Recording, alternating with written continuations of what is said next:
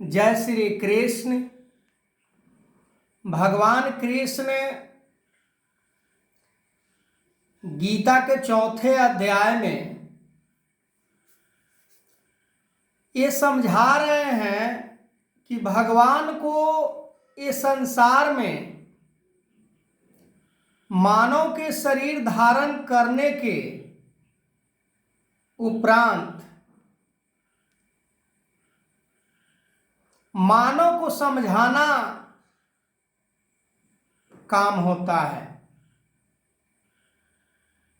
पर मानव समझ नहीं पाता है कि ये समझाने वाला हमारे बीच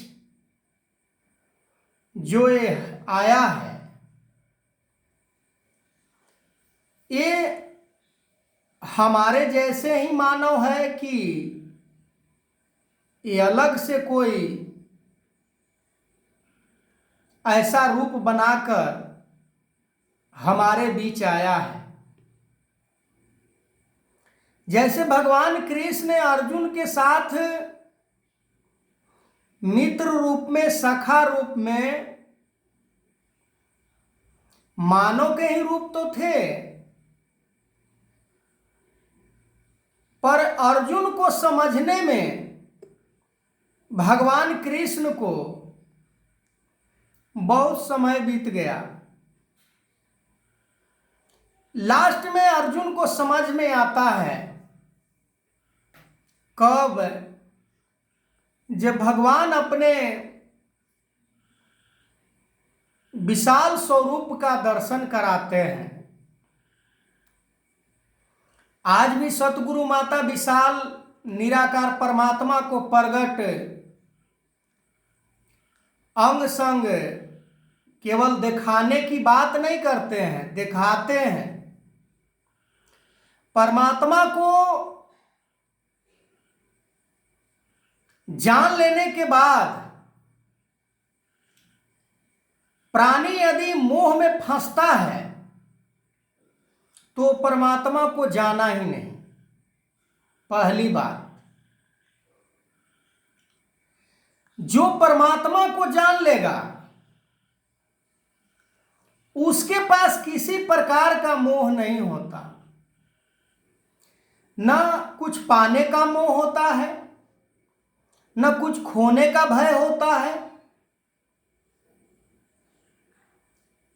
किसी प्रकार का, जैसे ये परमात्मा, इसके अंदर कोई हलचल नहीं है। कितने मरते हैं, कितने जन्म लेते हैं, कितने आते हैं, कितने जाते हैं, पर इसको कोई फर्क नहीं पड़ता है। ऐसे परमात्मा को जानकर, ऐसे परमात्मा को मानकर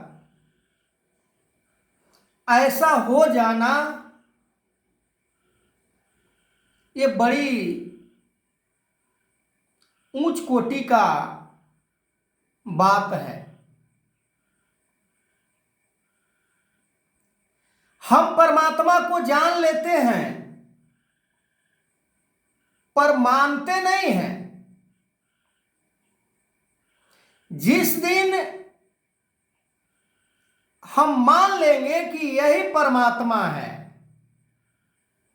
यही सब कुछ करता है, करन करावन हार तू सब कुछ तेरे पास, अंग संग तुझको देख के अवतार करे अरदास। हम अंग संग की बात करते हैं परमात्मा की, पर दूर दूर तक भी दिखाई नहीं देता। किसको? जो जानकर मानता नहीं है, जो परमात्मा को जानकर इस संसार के बंधन से बाहर नहीं निकलता है, तब तक परमात्मा का जो वास्तविक स्वरूप है वो जान नहीं पाते हैं। किसी से पूछिए तो परमात्मा को बताता है मंदिर में है, किसी को पूछिए तो परमात्मा को बताता है मस्जिद में है, किसी को पूछिए तो परमात्मा को बताता है कहीं कंदराओं में, पहाड़ों पर, गुफाओं में, जंगलों में, वीरानों में। अनेकों ऐसे ऐसे परमात्मा के बारे में संज्ञा देते हैं लोग, पर परमात्मा की बात स्वयं परमात्मा ही करते हैं कि मैं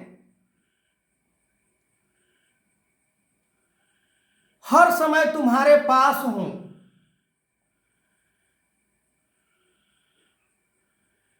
ऐसे परमात्मा को कोई यदि जान लेता है तो फिर संसार चक्र से वो बाहर निकल जाता है। फिर उसे बंधन में नहीं बांधना पड़ता है, फिर उसे पुनः शरीर धारण नहीं करना पड़ता है। ये विशाल परमात्मा के अंदर वो घुल मिल जाता है। शरीर तो प्रकृति से बनी हुई चीज है, ये प्रकृति में मिल जाता है, पर जो परमात्मा जो इस शरीर में बैठकर इसे संचालन करता है, ये तो इसी का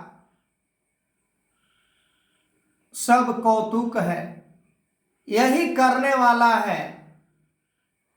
बाकी कोई दूसरा ये संसार में कुछ करता नहीं है। आगे मैं इस वीडियो को कंटिन्यू करूंगा, तब तक के लिए जय श्री कृष्ण।